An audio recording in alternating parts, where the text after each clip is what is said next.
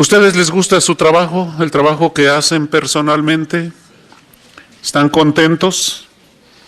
Excelente. Los siervos de Dios somos gente que nos caracterizamos porque nos gusta trabajar. Y la gente reconoce eso porque cuando conocen a los testigos de Jehová, generalmente prefieren a este tipo de personas para que trabajen en sus empresas o en sus negocios.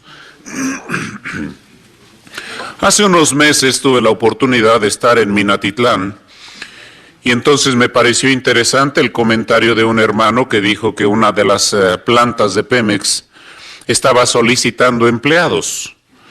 Y entonces en el pizarrón que tenían ahí para solicitar los empleados y que otros empleados recomendaran a nuevos, decía que el único requisito que pedían era que fueran testigos de Jehová.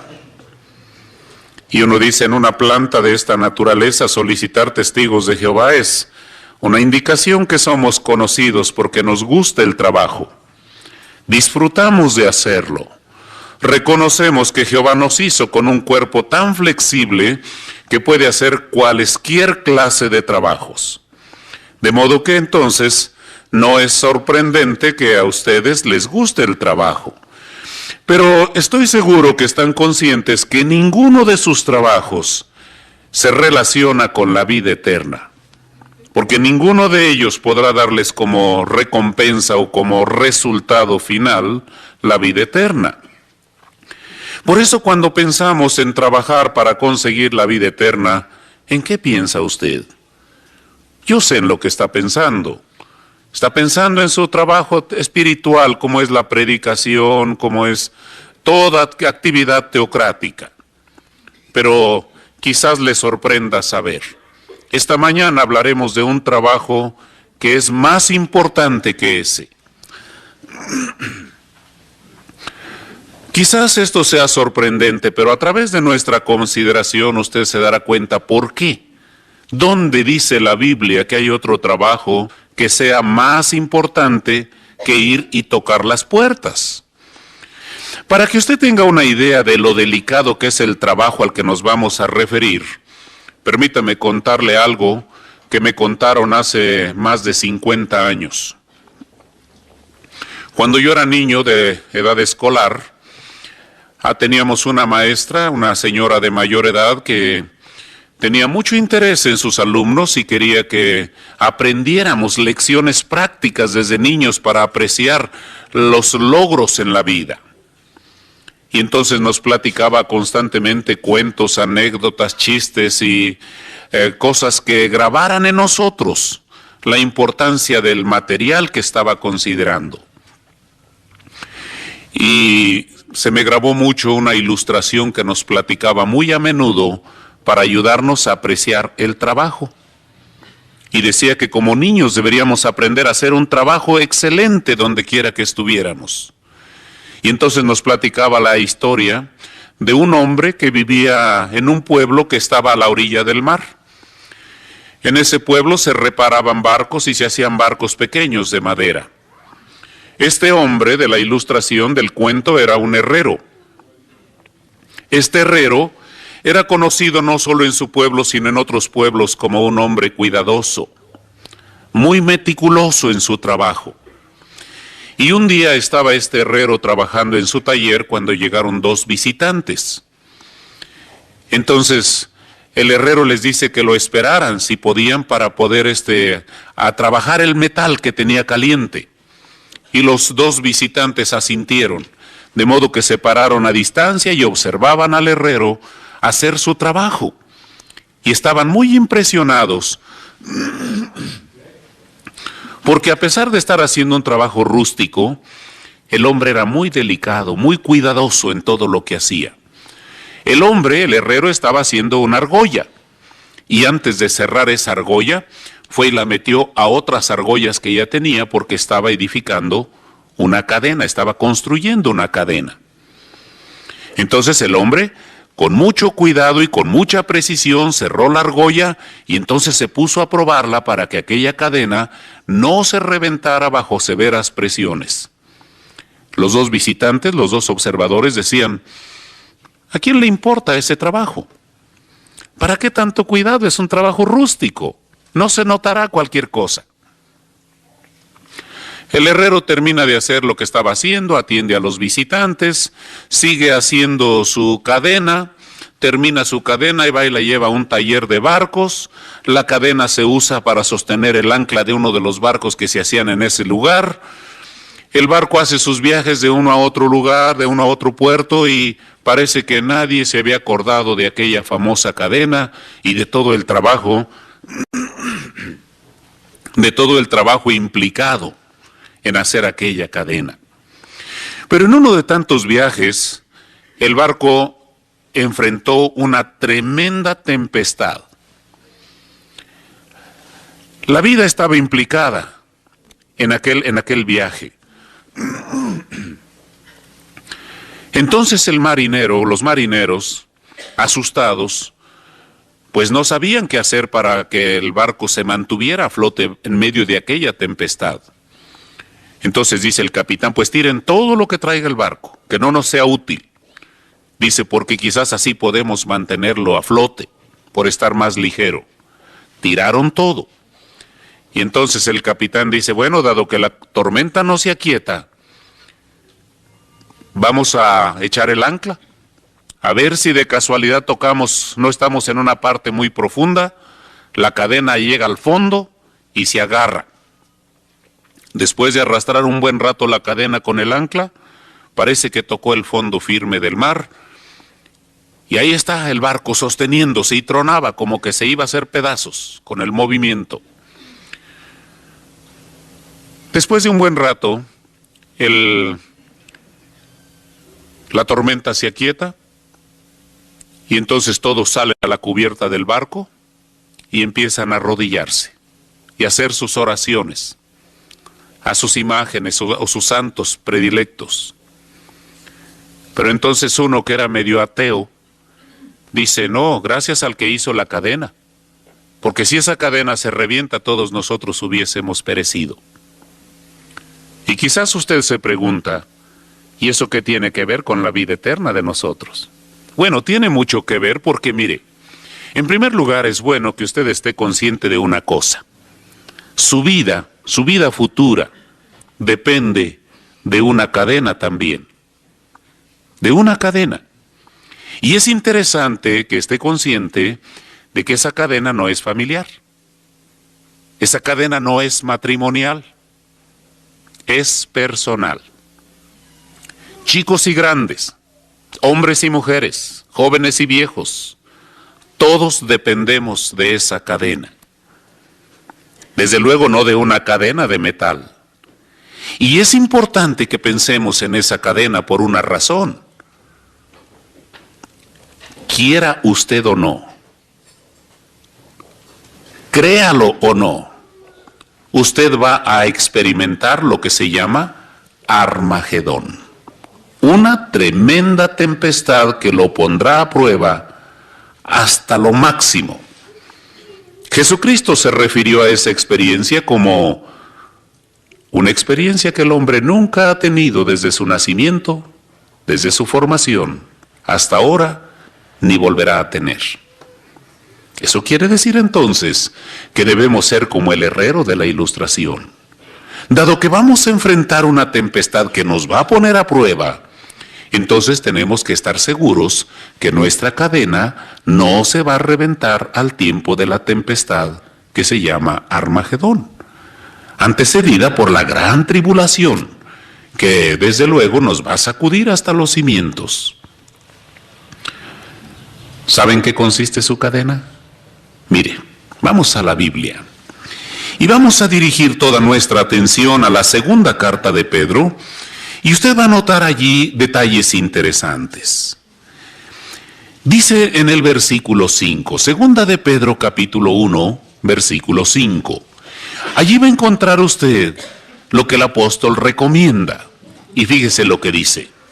Sí, por esta misma razón, contribuyendo ustedes en respuesta a todo esfuerzo solícito, suministren a su fe virtud. A su virtud, conocimiento. A su conocimiento, autodominio. A su autodominio, aguante. A su aguante, devoción piadosa. A su devoción piadosa, cariño fraternal. Y a su cariño fraternal, amor. 8 hermosas cualidades. Decimos que de estas depende su vida por lo que vamos a considerar a continuación, pero ¿recuerda usted que el herrero hizo pruebas para ver cómo estaba su cadena a medida que iba agregando una y otra argolla? El herrero estaba seguro que su cadena era capaz de soportar tempestades fuertes, tirones fuertes. ¿Está su cadena espiritual lista para enfrentar el Armagedón si comenzara esta noche? Mire, examinemos brevemente el asunto. La primera argolla de nuestra cadena espiritual, y piensen en lo siguiente: ¿qué es más fácil? ¿Trabajar por estas cualidades personalmente o ir y tocar una puerta? Es mucho más fácil ir y hablar de religión, particularmente nosotros, que conocemos mucho de la Biblia, porque nosotros sabemos más que la gente común sobre asuntos religiosos. Pero otra cosa diferente es que usted aprenda a trabajar con usted mismo.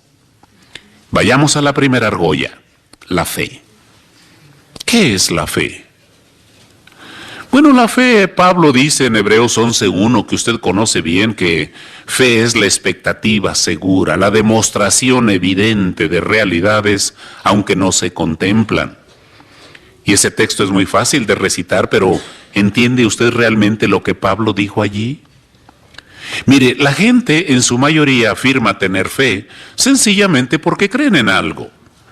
Pero ¿está la fe solamente relacionada con asuntos de creencia? ¿O es solo asunto de creer?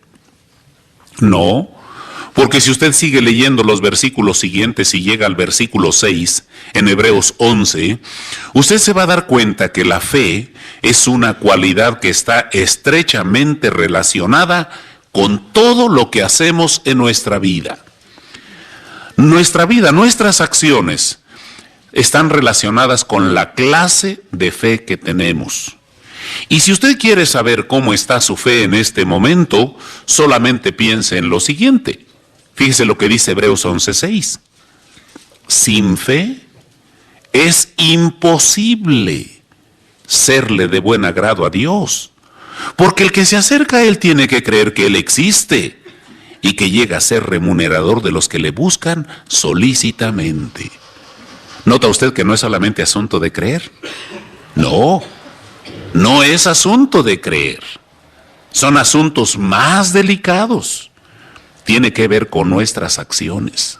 Y para esto usted sería bueno que se examinara y se preguntara: ¿le agrada a Dios la manera en que me comporto en la escuela?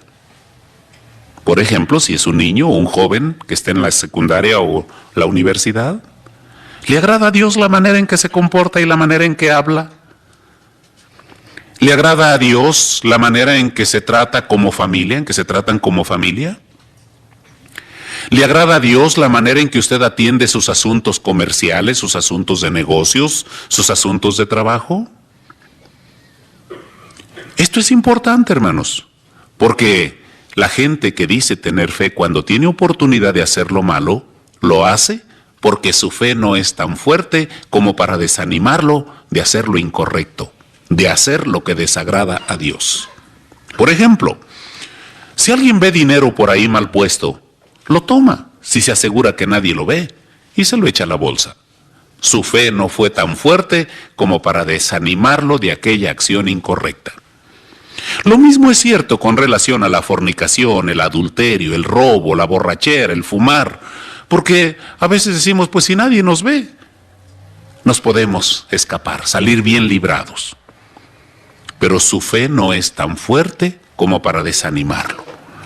De modo que si su fe no tiene esa fuerza, esa capacidad de mantener delante de usted lo que agrada y lo que desagrada a Dios, es necesario trabajar por nuestra fe. Que sea una fe sólida, que nos lleve vivos a través de la gran tribulación y el Armagedón. Pero junto con esto, después de esto, el apóstol Pedro dice que a su fe le pongamos ¿qué? ¿Qué más le vamos a poner? ¿Se fijaron en las cualidades que leímos? ¿Cuál es la que sigue, hermana? Virtud. ¿Qué es la virtud? Un diccionario de autoridad dice que virtud se define como excelencia moral. Excelencia moral. Y bíblicamente es muy sencillo. Mire, la manera en que Pablo lo define, la virtud desde el punto de vista bíblico, la encontramos aquí en Filipenses capítulo 2, versículo 15. Allí el apóstol dice lo que se espera de una persona virtuosa. Y mire la sencillez con que lo describe. Y luego dice allí, para que resulten sin culpa e inocentes, hijos de Dios sin tacha, en medio de una generación torcida y aviesa, entre los cuales ustedes resplandecen como iluminadores en el mundo. ¿Notaron? Una persona que tiene una excelente moralidad es una persona que resplandece, porque es diferente entre la gente que los rodea. En otras palabras, el cristiano, donde quiera que esté, sea en la escuela, en el trabajo, en el vecindario, en la casa, donde sea, siempre debe disfrutar de la moralidad más excelente posible. ¿Es así en su caso? ¿Qué dirían las personas de usted que le conocen? Si preguntáramos a sus compañeros de trabajo qué piensan de usted, ¿qué cree que nos dirían? Si preguntáramos a los maestros de su escuela o a sus condiscípulos o a sus vecinos, ¿qué nos dirían? ¿Que es usted una persona diferente en su moralidad? Mire, la moralidad es la virtud es una cualidad que se relaciona con lo que somos como personas. No es solamente asunto de evitar el adulterio, el evitar problemas o pecados morales. Es mucho más amplio. La moralidad se limita no solo a actividades de carácter sexual. Miren, por ejemplo, yo voy a mencionar dos nombres para ilustrarles lo que queremos decir. Voy a mencionar dos nombres y ustedes me van a decir qué es lo que piensan inmediatamente. Son nombres con los que estamos familiarizados como testigos de Jehová. Caín. ¿Qué fue lo primero que pensaron cuando oyen ese nombre? ¿Qué piensan? Hermana. Un asesino. Un asesino. Rápidamente pensamos en sus acciones. Otro nombre. Sansón. ¿Qué es lo que les viene a la mente? Hermana, ahí atrás, por favor. Vigor, quizás se lo imagina como de esos individuos que salen en la televisión que son fisiculturistas, ¿no? Levantando pesas y se mueven tantito y se les hacen unas bolas por todos lados, músculos, ¿sí? Ahora bien, cuando alguien menciona su nombre, ¿qué es lo que le llega a la mente? Cuando alguien habla de usted, ¿qué piensa? ¿Con qué lo relaciona? ¿Con una persona virtuosa? ¿Con una persona amorosa, comprensiva, abordable, sencilla? ¿Una persona agradable en todo aspecto? ¿O dicen lo contrario?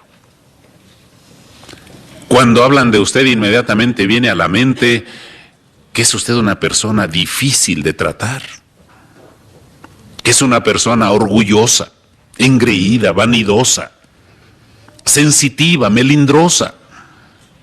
¿En qué piensan? Usted sabe lo que la gente piensa de usted. Usted sabe lo que los hermanos piensan de usted. Eso quiere decir entonces que tenemos que echar un vistazo, aprender a vernos a través de la palabra de Dios y entonces ver qué cambios tenemos que hacer. Por eso decíamos, ¿qué le es más fácil a usted? ¿Luchar contra sus tendencias? O ir y tocar una puerta. La excelencia moral es una forma de vida donde quiera que estemos. Ir y predicar es asunto de 1 hora o 2 horas cada domingo, o quizás un poquito más entre semana.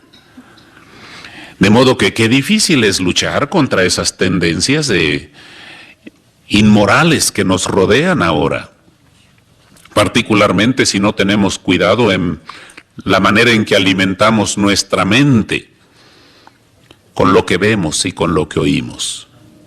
Cada día los programas de televisión son más crudos, son más desvergonzados. Y por muy espiritual que uno sea, si uno ve escenas inmorales, esas afectan su moralidad. Entonces usted tiene que ser muy cuidadoso. ¿Qué es más fácil? ¿Ir y tocar una puerta? ¿O tener la fuerza de voluntad y apagar la televisión? ¿O cambiar de canal cuando hay escenas que ponen en peligro nuestra alimentación espiritual?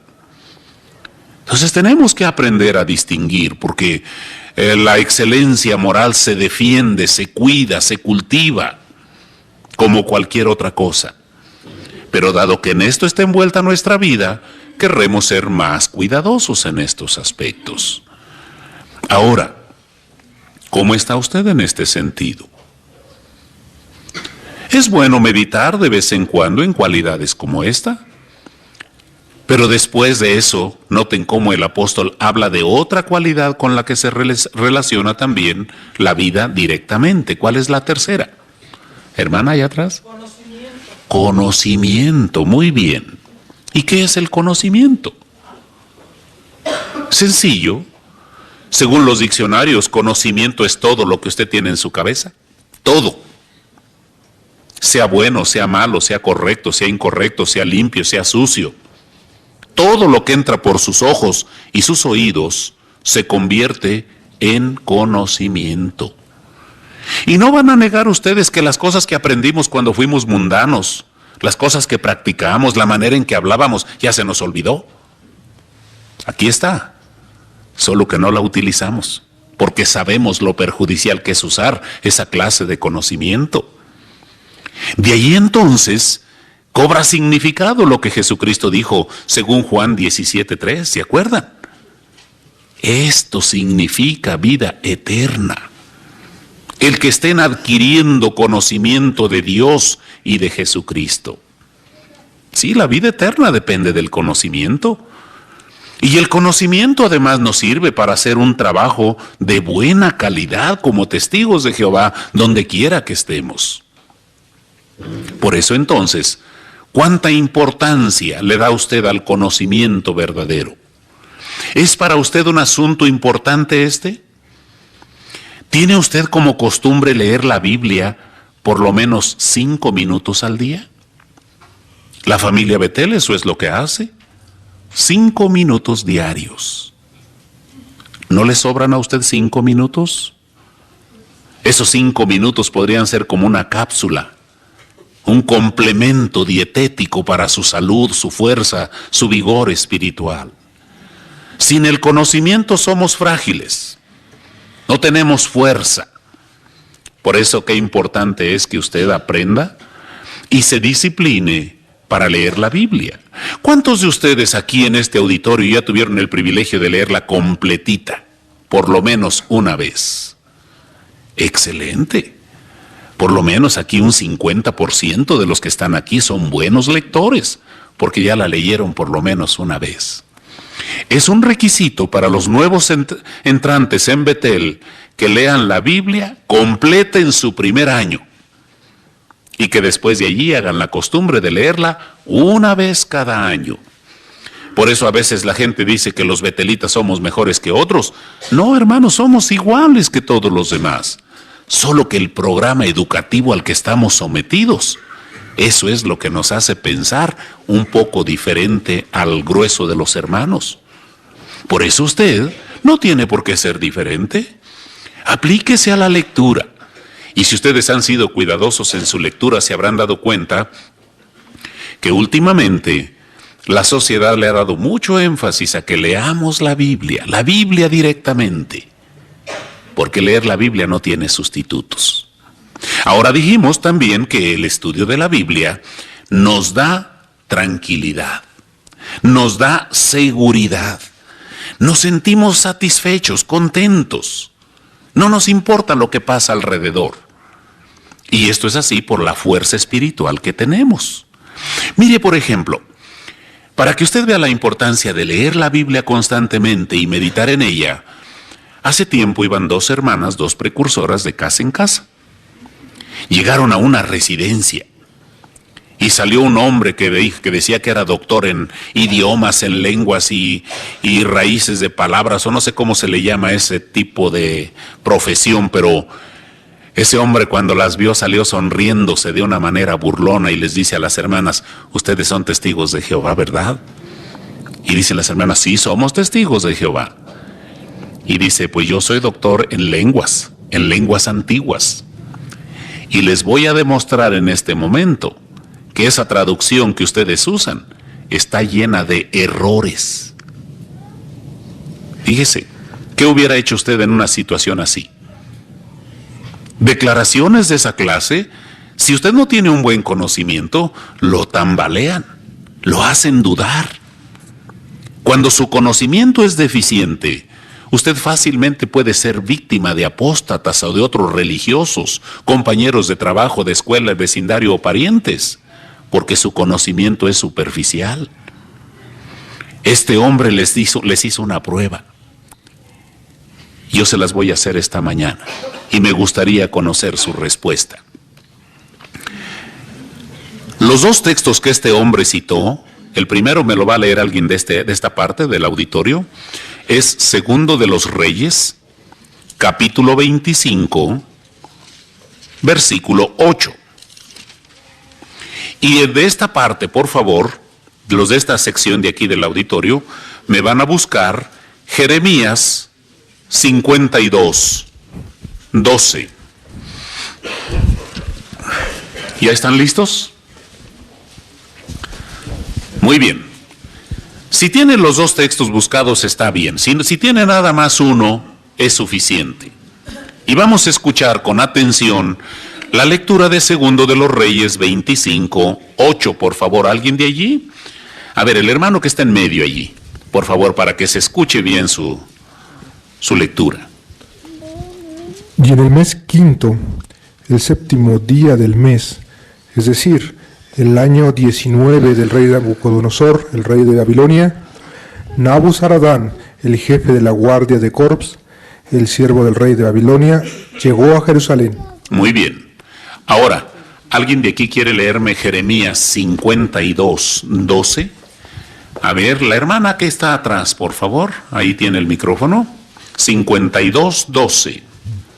Y en el mes quinto, el día 10 del mes, es decir, en el año 19 del rey Nabucodonosor, el rey de Babilonia, entró en Jerusalén Nebuzaradán, el jefe de la guardia de Corps, que tenía su puesto delante del rey de Babilonia. Muy bien. ¿Qué notaron en esos dos textos?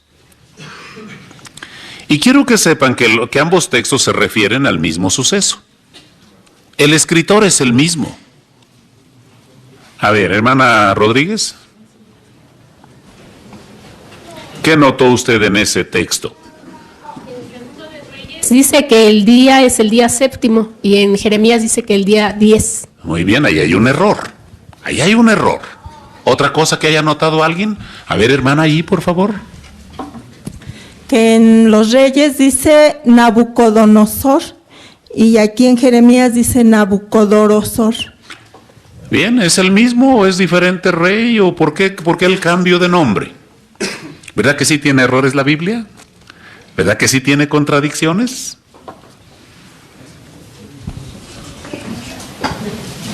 Yo soy el publicador, yo soy el amo de casa, ustedes me van a contestar, ustedes son publicadores, todos contra mí. A ver qué respuesta darían. Hacemos esto, hermanos, no con el motivo de probarles que no sepan. Yo les voy a decir por lo menos una de las respuestas. Pero eso es solo para ilustrar la importancia de leer, de estar convencidos de que el conocimiento que tenemos es un conocimiento sólido, firme, que ninguna declaración nos va a mover. Ninguna declaración de cualquier tipo de gente que venga nos va a mover de nuestra convicción, gracias al conocimiento. En la primer punto de los días, la diferencia de 3 días que ustedes notan allí, la respuesta está en los textos. Solo que qué bueno que ahora vamos a empezar en esta semana ya con un nuevo programa de la escuela donde se nos va a enseñar a leer. No sabemos leer.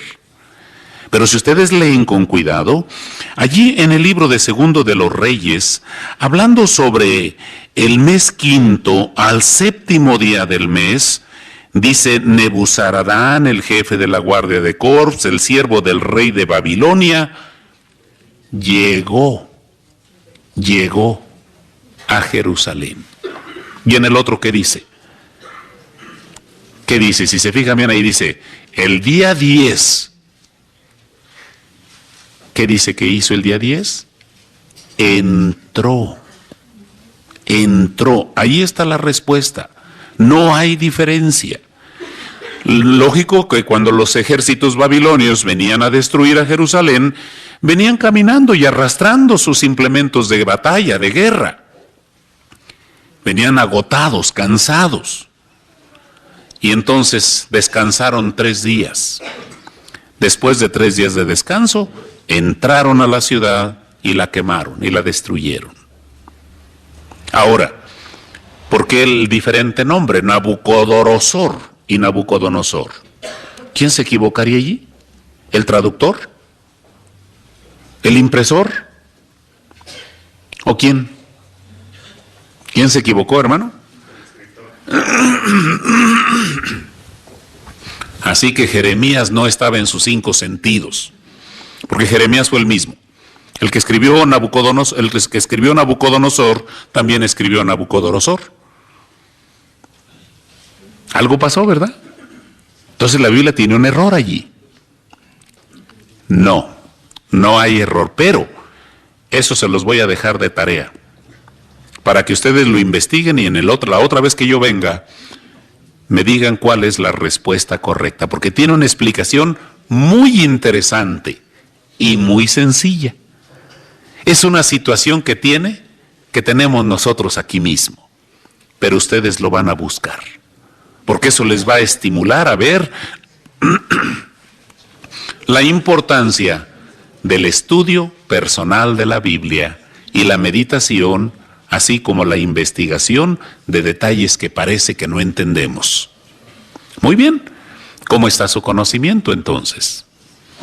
Después de su conocimiento, como cuarta argolla, el apóstol dijo que, hermana, autodominio. ¿Qué es eso? Los diccionarios dicen que autodominio es gobierno de sí mismo.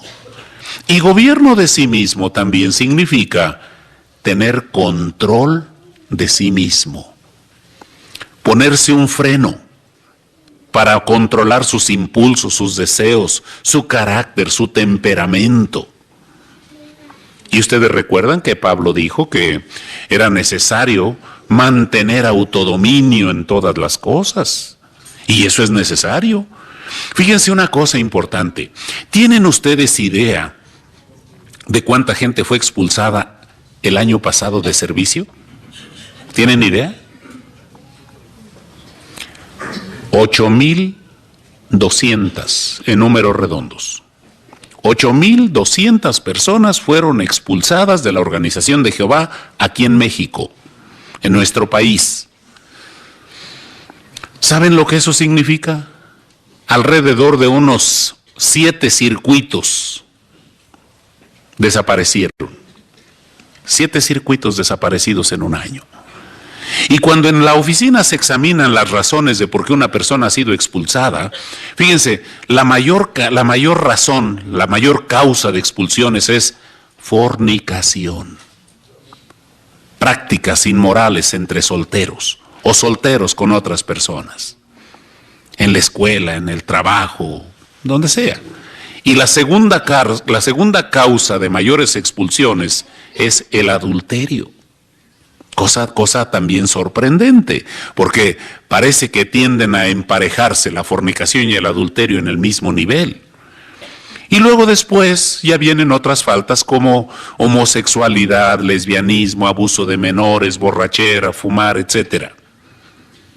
Pero los ancianos dicen que los hermanos no supieron controlar sus deseos. Les faltó gobierno de sí mismos. Fue más fuerte su deseo que su amor por la vida eterna. Y qué lamentable, fíjese, la Biblia dice que por lo menos después del Armagedón vamos a disfrutar de 1000 años bajo el gobierno de Cristo. 1000 años. Y qué tristeza que alguien cambia esa magnífica oportunidad de vivir 1000 años por un ratito de placer incorrecto. Qué penoso, qué triste, qué lamentable. Y qué lamentable es que otros por una buena borrachera cambian 1000 años de vida y otros por fumar. A veces es triste que no se le da la importancia a la moralidad. Sabemos que es difícil, ciertamente. En la escuela es una presión, la presión de grupo es fuerte. En los trabajos la presión es fuerte también, pero debe ser más fuerte su amor por la vida eterna. Debe ser más fuerte porque ese es el resultado de trabajar para usted mismo. Así que no se trata de un trabajo del cual conseguimos algo para comer y mantenernos vivos un ratito. No, es para la vida eterna para la que tenemos que trabajar. Entonces, bien vale la pena que nos mantengamos en nuestra posición. Que no dejemos que los deseos controlen nuestra vida. Es muy lamentable que aquí en México es más triste todavía porque los mexicanos tenemos algo de pretenciosos. Somos muy machistas, quizás más machistas que la gran cantidad de países que pueblan la tierra. Sí, porque fíjense, aquí en México decimos que somos muy hombres y que nosotros tenemos control de lo de la situación. Pero los deseos mundanos nos controlan. ¿Cómo? ¿Dónde está nuestro machismo?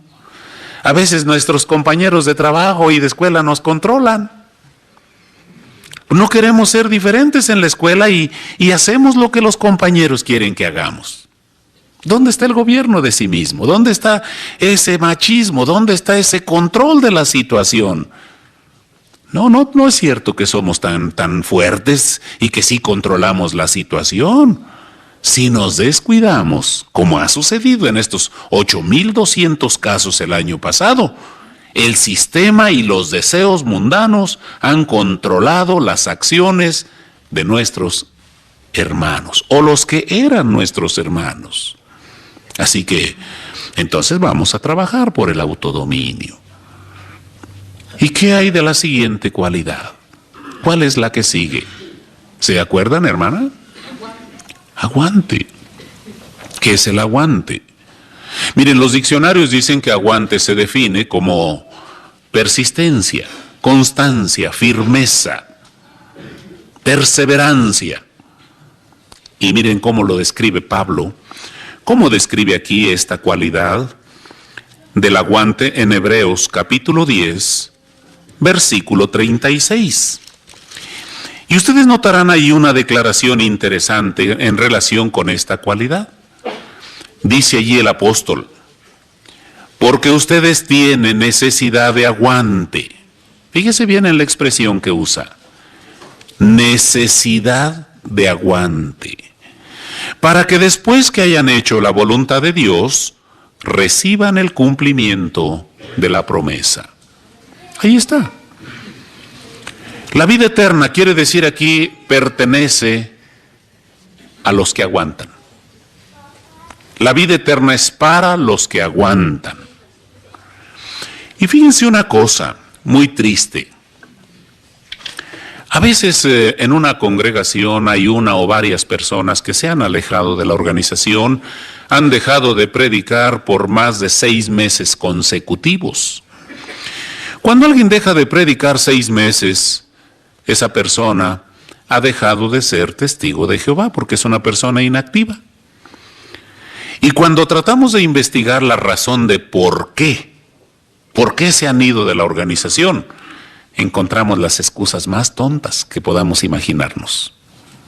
Una ocasión, había 7 inactivos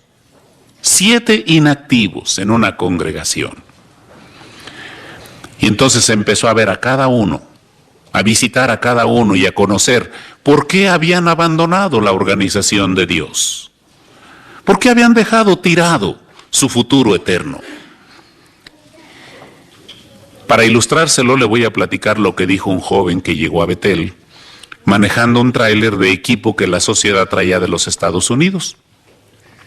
Era un joven no mayor de unos 24, 25 años, con su pelo largo, barba, sucio, desaliñado, maloliente a tabaco y mugre. Entonces nosotros, pensando en que quizás se le ocurriera fumar allí en Betel, le fuimos a decir que si quería fumar que se saliera a la calle. Y dijo, no, dice, yo ya sé que ustedes no fuman, yo los conozco. Y abrimos los ojos y dijimos, ¿cómo que nos conoces? ¿Dónde nos conociste? Dice, no, es que yo cuando era niño yo leía la Biblia en la plataforma. ¿Y qué te pasó? ¿Por qué te alejaste? ¿Y saben qué me dijo? Dice, es que un día el anciano me dio un coscorrón. Le ofendió tanto que el anciano le dio un coscorrón que no quiso volver a la organización. Y le digo, no sería que el hermano te hizo algo así como en broma. Dice, pues como quiera que lo haya hecho, y dice, a mí me dolió mucho y me avergonzó delante de los demás. Nunca pudo superar una situación de esa. Le digo, bueno, ¿y tu familia no te ayudó? Dice, no, dice, mi familia solo somos mi mamá y yo. Le dije, ¿tu mamá no estudiaba? Dijo, pues sí, también. Pero ya se alejó, ¿está bien tu mamá? Dice, no, ella también se alejó. ¿Y por qué se alejó? Dice, porque los ancianos le dijeron que al salón del reino debería de venir con su vestido como una dama, no con pantalones, porque el pantalón es informal. Se sintió tan ofendida la mujer que madre e hijo abandonaron todo. ¿Le parece a usted razonable eso? Le decía yo de esos inactivos que se encontraron en una congregación y cuando se les fue a buscar, dicen, no, dices que un día le pedí al anciano que me prestara 50 pesos y no me los quiso prestar. Por eso se fue, por 50 pesos. Y una hermana dijo, no, dices que encontré a fulanita en la calle y no me saludó. Y ahora para que se le quite ya no voy a las reuniones. ¡Qué tontedad! Y otra joven dijo, no, dices que lo ven a uno, dice, le arrugan la nariz y la frente. Dice, no, dice, yo ya no voy, dice. Imagínense, hermanos, solo por eso dejaron de asistir a la organización de Dios, abandonaron todo. Y así podríamos encontrar tonterías de esa clase. Por eso decimos correctamente que una persona sensitiva, melindrosa, quisquillosa, que todo le molesta, que todo le incomoda, que si ve a 2 hermanos platicando, ya está pensando que están hablando de él. Que si alguien está distraído con sus muchos problemas de la vida diaria, no le saluda, no le habla, porque está preocupado por otras cosas, eso es razón suficiente para que abandonemos a Jehová. Alguien que es así, hermanos, no sirve para el reino de Dios. Alguien que es como un terrón de azúcar que le cae una gota de agua y se desbarata, no sirve para el reino de Dios. Y si alguien es así de melindroso y de quisquilloso y que todo le molesta, dedíquense a otra cosa. Dedíquense a otra cosa. Porque la vida eterna pertenece solo a la gente que aguanta. Por eso Pablo dijo con mucha propiedad, pórtense como hombres. Y no quiso decir que las mujeres deberían ocupar el lugar de nosotros, no. Pablo estaba haciendo la comparación no entre el hombre y la mujer, sino entre el hombre y el niño. Porque a un niño usted lo empuja y lo tira y lo lastima. Pero empuje a un hombre grande, a alguien que ya está macizo, desarrollado, a ver si lo tira. No lo tira, y si lo tira le va a costar mucho trabajo. Por eso Pablo dijo, pórtense como hombres. Y la actitud de nosotros, hermanos, debería ser como la que Pablo mismo describe aquí en su carta a los Romanos capítulo 8.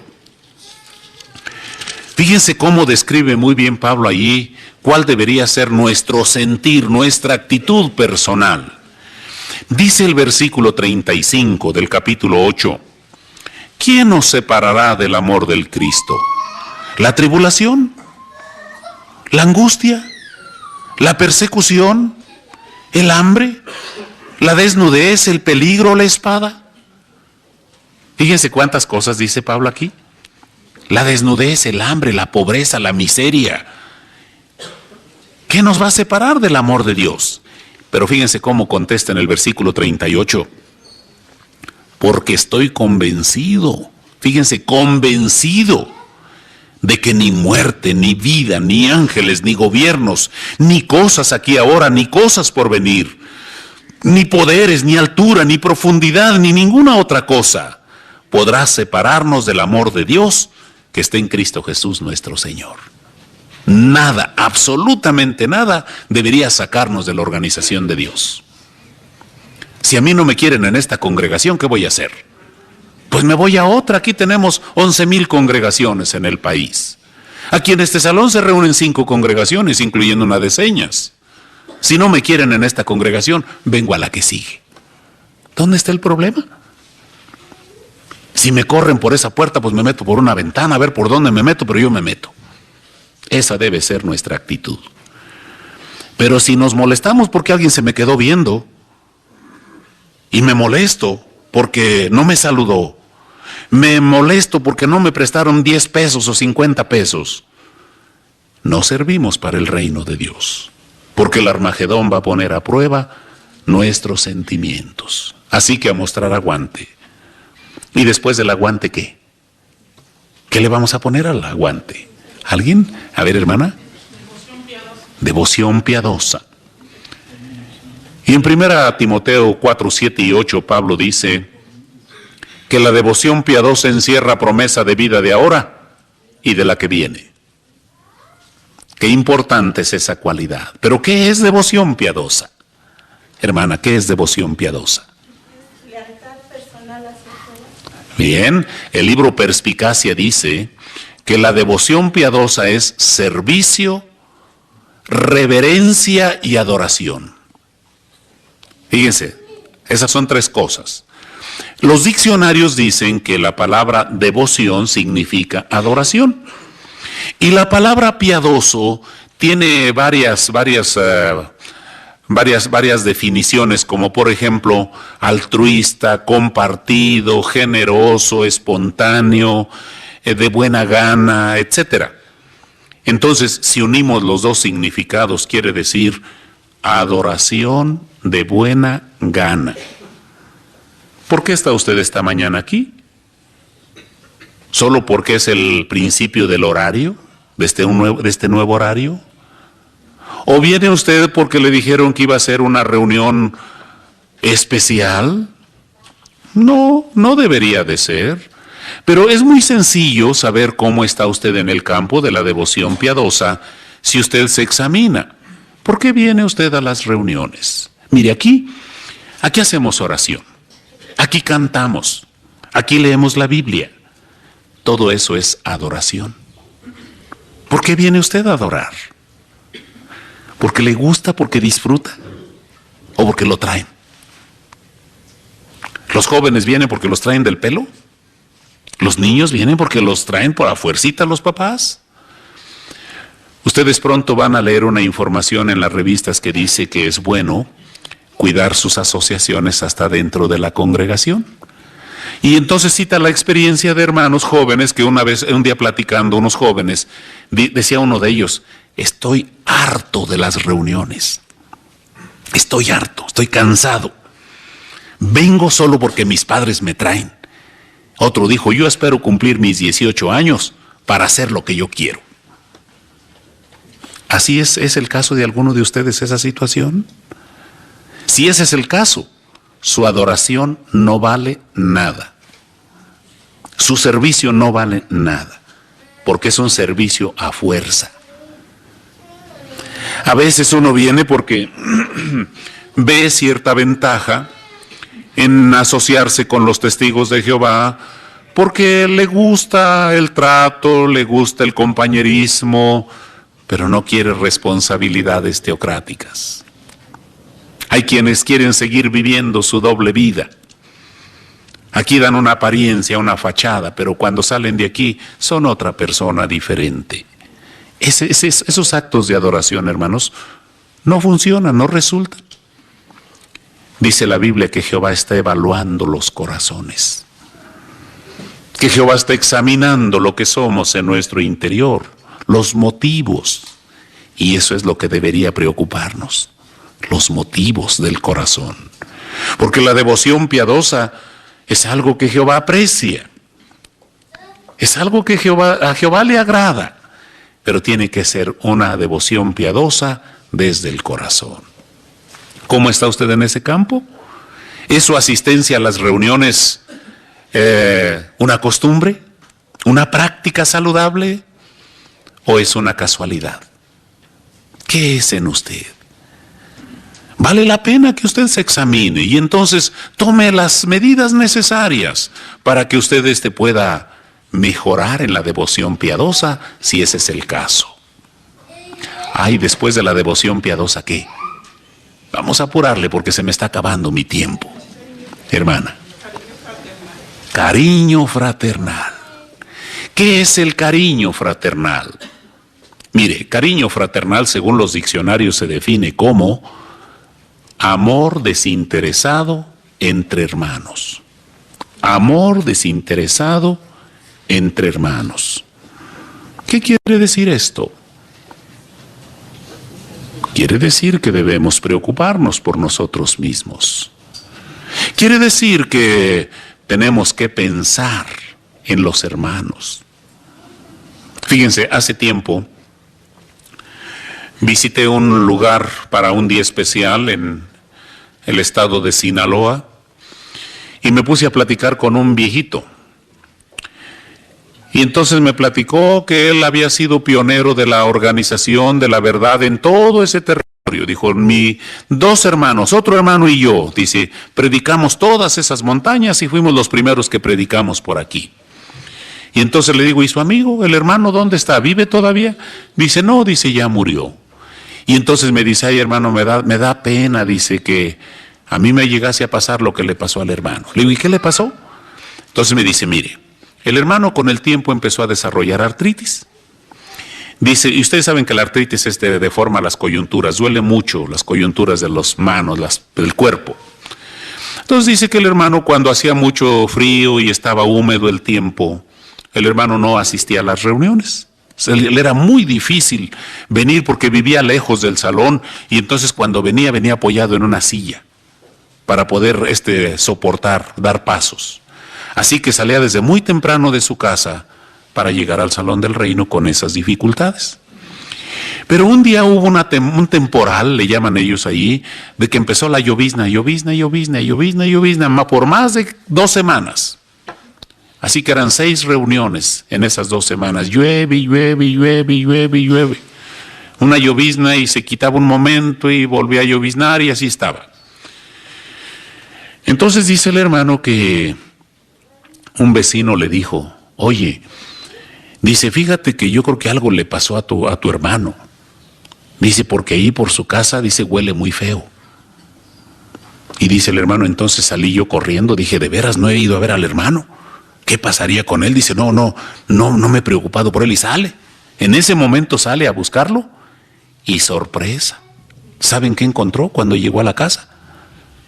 Las ratas se estaban comiendo al hermano. Había muerto días anteriores. ¿Por qué sucedió eso?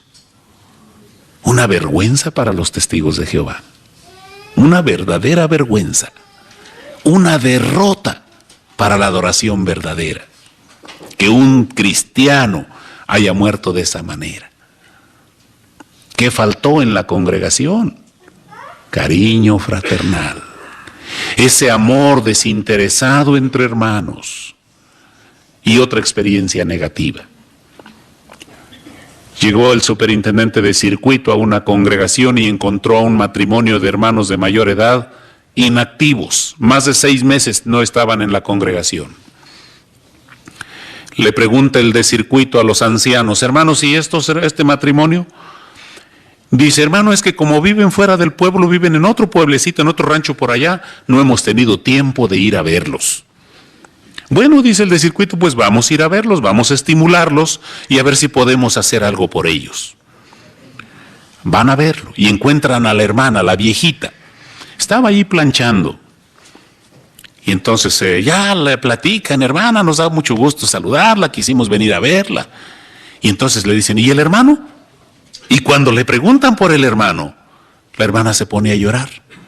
Y entonces los demás dicen: ¿qué pasó? Dice: no, dice, mi esposo ya murió. Y la congregación no se dio cuenta. Porque vivía en un rancho. No pudieron ir a verlo, no pudieron interesarse por ellos porque vivía afuera, que estaba lejos. 15, 20 minutos en carro. La hermana enterró su muerto solita.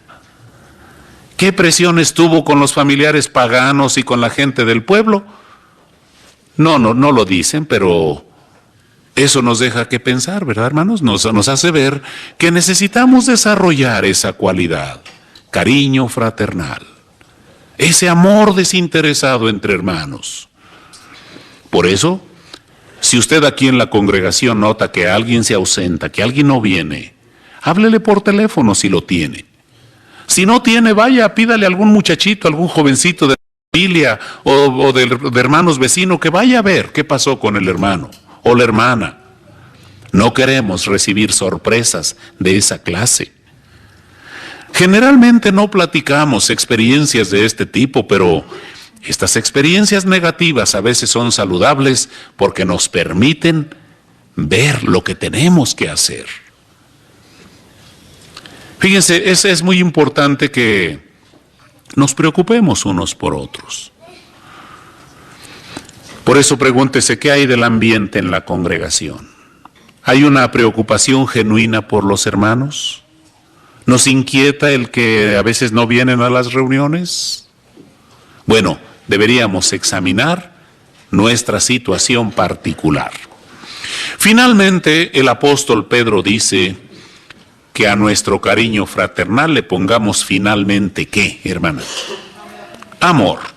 Y si ya hablamos del amor entre nosotros, el apóstol Pedro se refiere ahora a nuestro amor a Jehová. Y Jesucristo dijo una verdad que nunca debemos olvidar según Mateo 22. Tienes que amar a Jehová tu Dios con la mitad del corazón, la mitad de la mente y la mitad de las fuerzas, ¿verdad? ¿Eso dijo Jesús, hermana? Con todo el corazón.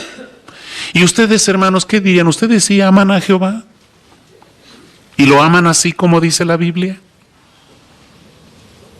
Seguramente que aman a Jehová, por eso están aquí. La verdad, yo le pensé para venirme desde el Tejocote para acá. Tuve que madrugar y decía yo, pues bueno, los hermanos, ¿por qué tendrán esas reuniones tan temprano? Y los veo llegar a ustedes arropados, cobijados en la mañana. Digo, verdaderamente se requiere mucho amor a Jehová para venir.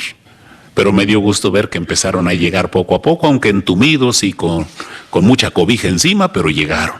Y eso es lo importante. Bueno, pero ¿saben ustedes que el amor a Jehová solo se puede demostrar de 2 maneras? Porque es muy fácil decir que amamos a Dios. Eso todo el mundo lo dice. Pero el amor a Dios solo se demuestra de 2 maneras. Una, respeto y obediencia. Si usted respeta a Jehová y sus leyes, sus normas, sus mandamientos, entonces usted lo ama. Si usted lo obedece, aunque usted no entienda muchos de los detalles, usted lo obedece simplemente porque Jehová lo manda.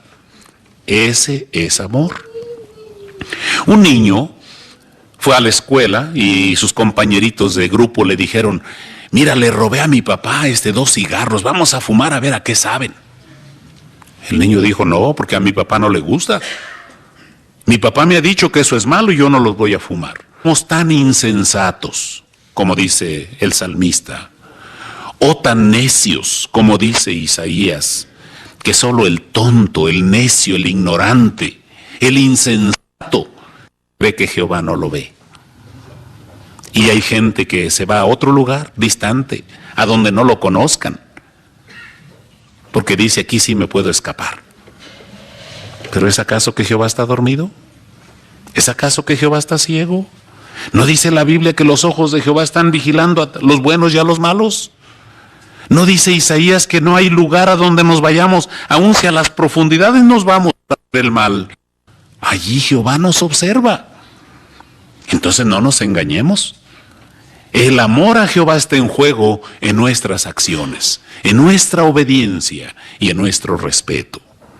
Ahora, ya hicimos un examen de nuestra cadena espiritual. Pero ¿cómo está toda la cadena? Porque analizamos uno por uno de los eslabones. ¿Cómo está toda su cadena? Mire, es muy sencillo. Vamos nuevamente a la segunda carta de Pedro. Y vamos a leer, voy a leerles los versículos siguientes de donde nos quedamos. Leímos desde los versículos 5 al 7 del capítulo 1. Y ahora permítanme leerles lo que dice el versículo 8. Porque si estas cosas existen en ustedes y rebosan, impedirán que ustedes sean inactivos o infructíferos respecto al conocimiento exacto de nuestro Señor Jesucristo. ¿Notaron? Si estas 8 cualidades están en ustedes, impedirán que sean flojos para el campo, para el ministerio, para asistir a las reuniones y para lo demás. Porque como dijimos, es muy fácil ir y tocar las puertas y decirle a una persona que viene hablándole de la Biblia. Pero otra cosa muy diferente es que usted se preocupe por hacer las cosas que Jehová quiere. Su vida eterna depende de esto, por eso dice, si estas cosas existen y rebosan en ustedes, no necesitan que los anden correteando para que vayan de casa en casa. No los van a andar correteando porque solo hacen 1 hora o 2 horas al mes. Ustedes van a hacer lo que su corazón les dicta, porque hay estas 8 cualidades en ustedes. Ahora fíjense en lo contrario. El versículo 9 dice, porque si estas cosas no están presentes en alguien, está ciego, pues cierra los ojos a la luz y se ha hecho olvidadizo respecto al limpiamiento de sus pecados de hace mucho. ¿Se fijaron qué clase de ciego se refiere aquí? Aquel que cierra los ojos a la luz. No una persona ciega de por sí o un ignorante, sino al que cierra los ojos a propósito. Eso es lo que sucede cuando estas cosas no están en alguien. Está ciego. Y como dice Isaías en el capítulo 59, son como gente que anda como ciegos al mediodía, con la luz del día, palpando el muro, buscando una puerta. Estos se andan tropezando, se andan cayendo, porque traen los ojos cerrados, porque no los quieren abrir. Eso sucede si estas 8 cosas no están en nosotros. Siempre andamos tropezándonos. Y luego fíjense la manera en que concluye Pedro en los últimos versículos. Por esta razón, hermanos, tanto más hagan lo sumo para ser seguros para sí su llamamiento y selección. Porque si siguen haciendo estas cosas, no fracasarán nunca. De hecho, así se les suministrará ricamente la entrada en el reino eterno de nuestro Señor y Salvador Jesucristo. Así que, hermanos, trabajen asiduamente. Hagan todo lo que puedan, hagan un trabajo de calidad en su cadena de cualidades espirituales. Si usted descubre ahora que alguna de las argollas está débil, entonces trate de fortalecerla porque el Armagedón no ha venido. Así que esperamos que Jehová bendiga todos sus esfuerzos por trabajar para edificar esa cadena antes de que venga la tempestad que se llama Armagedón. Y vean en el horizonte, ya se ven los nubarrones de la tempestad de Armagedón. está a las puertas y usted lo va a experimentar. ¿Pasará vivo? Bueno, el versículo 10. Por esta razón, hermanos, hagan lo sumo posible para ser seguros para ustedes su llamamiento y selección. Porque si siguen haciendo estas cosas, no fracasarán nunca. Gracias por ver el video. Si quieres seguir aprendiendo sobre la Biblia, te conviene ver esto.